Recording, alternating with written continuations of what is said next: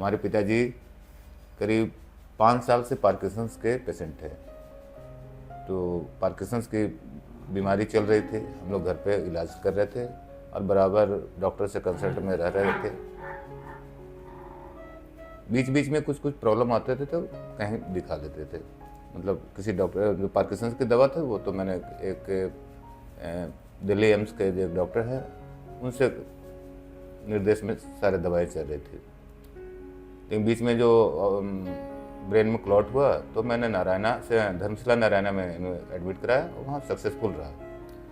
इसी बीच में मैं घर आया और करीब तकरीबन 10 दिन 12 दिन के बाद इन्हें कुछ प्रॉब्लम्स आया कि इनको थोड़ी फीवर आई 3-4 दिन। तो 3-4 दिन जब फीवर आई तो मैंने सोचा वायरल फीवर है, तो मैंने वो दवा ववा दिया, लेकिन ठीक नहीं हुआ। फिर पता चला कि मैंने टेस्ट वेस्ट कराया तो पता चला कि इनको यूटीआई हो गया। यूटीआई हुआ तो फिर मैंने डॉक्टर से कंसल्ट किया, यूटीआई का दवा चलो। लेकिन इनकी खांसी लगातार तकरीबन करीब मैं लगता है, जहाँ तक मेरी याददाश्त है, करीब 3-4 साल से कंटिन्यूस रहती थी। कभी ठीक होता था, कभी नहीं होता था, कभी ठीक होता था। लेकिन डॉक्टर्स बहुत सारे पल्मों वाले से मैंने दिखाया, लेकिन रिजल्ट नहीं परफेक्टनेस आ रहा था। फिर एक बार इसका एक बाल टेस्ट होता, वो टेस्ट कराया तो पता चला कि इनको फंगल इन्फेक्शन है और निमोनिया है। तो घर पे बहुत सारे इंजेक्शन वगैरह चलाने थे, तो मैंने सोचा कि कहाँ दाखिल करूँ, तो घर पे से अच्छा किसी क्लिनिक में जाके कराया। तो इसके बारे में मुझे पता चला। मैं रहता हूँ एक्चुअली बेसिक मैं पटना में रहता हूँ।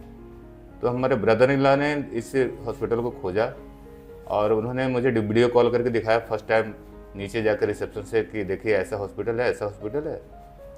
तो देखने से मैं जानता भी नहीं था, सिर्फ वीडियो पर मैंने देखा तो मैं सेटिस्फाइड हो गया कि हॉस्पिटल मेरे जो मैं चाहता हूँ उसके अनुरूप है ये।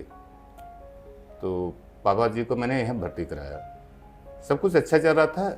इसी बीच में 3-4 दिन के बाद दवाई चल रहे थे, डॉक्टर्स ठीक थे, नर्सेज भी सही थी, बाकी जितने भी स्टाफ्स हैं कोऑपरेटिव थे। इसी बीच में इनका वो एस्पिरेशन निमोनिया हो गया। मैं इसके बारे में पहले नहीं जानता था, एस्पिरेशन जानता है ऐसे, मतलब एस्पिरेशन मतलब जानता था, लेकिन मुझे नहीं पता था कि पार्किंसंस वालों को एस्पिरेशन होने की चांसेस प्रोबेबिलिटी बहुत ज़्यादा होती है। तो अचानक एक दिन ये बोलना बंद कर दिए, और बोलना बंद कर दिए इतने कि मतलब कुछ न बोल रहे थे, न कुछ इनका कमांड काम कर रहा था, न कुछ इशारे काम कर रहे थे। मुंह से पानी भी डाल रहा था तो वो भी गिर जा रहा था।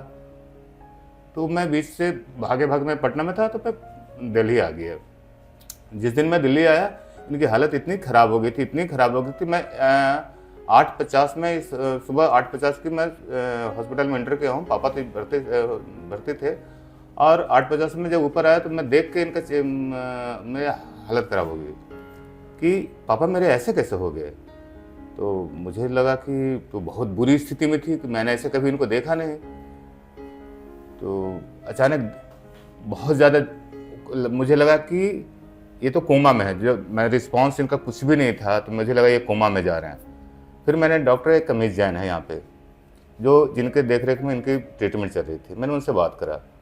तो उन्होंने बोला एक टेस्ट होता है ABG, उन्होंने बोला कि पहले ये टेस्ट कराते हैं। टेस्ट कराया, फटाक से मुझे मुश्किल से लगता है कि 10 to 20 मिनट्स वो रिजल्ट आ गए उसके। तो बोले कि CO2 का लेवल बहुत ज़्यादा है। अब जब CO2 का रिपोर्ट जब ज़्यादा, रिपोर्ट तो कोई गलत बना नहीं सकता, तो हमने उसके बिलीव करना था कि CO2 का लेवल बहुत ज़्यादा है। CO2 जब तक नहीं निकलेगा, अगर नहीं निकाला जाए तो एक कोमा में चले जाएंगे।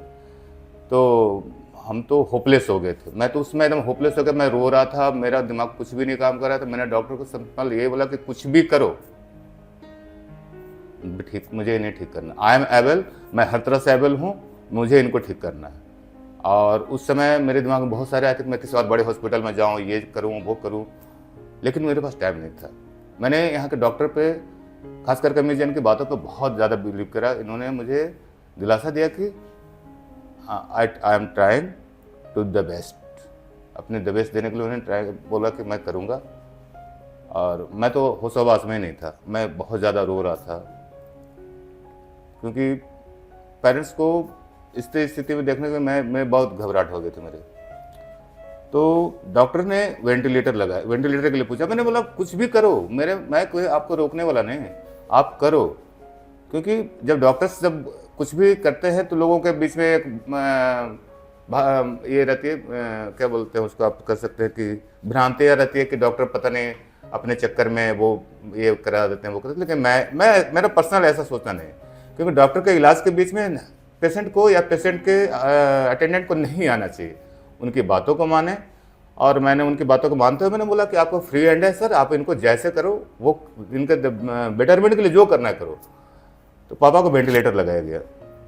वेंटिलेटर फर्स्ट टाइम मैंने देखा, वेंटिलेटर तो सुना था बहुत, बस पहली बार देखा वेंटिलेटर का, किस स्थिति में पापा का वेंटिलेटर पर चला। करीब 3-4 दिन वेंटिलेटर पर रहे। धीरे धीरे वेंटिलेटर पर सुधार हुआ इनका, और सुधार होने के बाद डॉक्टर ने बताया थोड़ा वेंट हटाते हैं, वेंट उन्होंने हटाया। उसके बाद की रिकवरी का प्रोसेस ऐसा रहा, इतना कोऑपरेशन रहा कि I have no word to explain. Doctor ने कितना मेरे को मदद करा, हॉस्पिटल ने मदद किया। ये मैं इसलिए नहीं बोल रहा हूँ कि मैं इनको कुछ ऐसे पॉइंट्स दे रहे हैं या इन्होंने मुझे कोई प्रेशर था। मैं खुले दिमाग से कहता हूँ, मैं आई एम हैप्पी, इतना हैप्पी कि पूछ ना पाओ।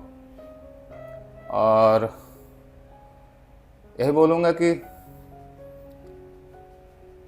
ऐसे हॉस्पिटल बहुत कम होते हैं, बहुत ही कम है। और मैंने लोगों से जितना ही बोला, मैंने एक बार इतना ही बोला कि मुझे थोड़ा सा, भाई मैं कैश पैसे दे रहा हूँ, मेरे पास कोई कार्ड वार्ड नहीं है, और मैं एक बहुत ही साधारण परिवार से आता हूँ, बहुत साधारण परिवार से, लेकिन मेरा दिल बहुत बड़ा है कि अपने पिताजी के लिए मैं कुछ भी करने के लिए तैयार हूँ। इवन मतलब कहीं से भी पैसे जुगाड़ कर लूँगा, मुझे करना है इनको ठीक। तो इन्होंने इतना भी कोऑपरेट किया कि मतलब जहाँ तक हो सके मैं आपको मदद करूँगा। मतलब तो कोई घर से तो कोई करके देगा नहीं, लेकिन जितना होगा मैं आपको जो मेडिकली कहीं पे जो फीस है या फिर मेडिसिन है उसमें रिवेट करूँगा। ये मेरे लिए बहुत बड़ी एक मतलब खुशखबरी थी, या समझिए कि होप बढ़ाने वाली चीज़ थी कि चलो इधर भी कोऑपरेशन है। तो इसका नाम नहीं सुना था, और मैंने इसके बाद जब सोचा था कि मैं तो इनके साइट पर जाके एक बढ़िया सा कमेंट लिखूं, लेकिन इन्होंने बोला कि सर आप एक वीडियो मैं बनाता हूं, आप जो अपना मैंने इनको बोला था सर मैं आपको कॉम्प्लीमेंट्स देना चाहता हूं। तो इन्होंने इसके लिए दिया, और मैं ये वीडियो इनके शूट कर रहा हूँ। और मैं एक बार डॉक्टर साहब यहाँ पे सामने खड़ा हैं, डॉक्टर अमित जैन सर, और इनको बहुत बहुत मुबारक देते हैं कि उन्होंने हमारे फादर्स को अपनी नई जिंदगी दी है। धर्मशिला राहत नहीं है, राहत देने वाले हैं, राहत मिलता है यहाँ सिस्टर हैं, डॉक्टर साहब हैं, और चीज़ का फैसिलिटी बहुत अच्छा है, हेल्प बहुत करते हैं और सब चीज़ के बहुत। जैसे हमको लगा था कि पापा मेरे अब घर नहीं जाएंगे, बाकी पापा मेरे बहुत हंसी खुशी से ही जा रहे हैं, इसीलिए बहुत हैप्पी है।